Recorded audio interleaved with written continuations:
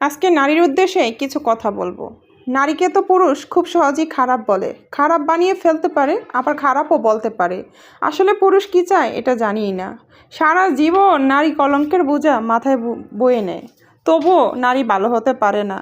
নারী মা হয়ে অনেক কষ্ট করে একটা সংসারে, তার স্বামীর অবদানে, তার সন্তানের অবদানে, প্রত্যেকটা বিষয়ে একটা নারীর যে কতটা কষ্ট হয় এটা যদি পুরুষ বুঝতো তাহলে কখনই আমার মনে হয় না যে নারীকে তুই বলেও মনে হয় সম্বোধন করতো না।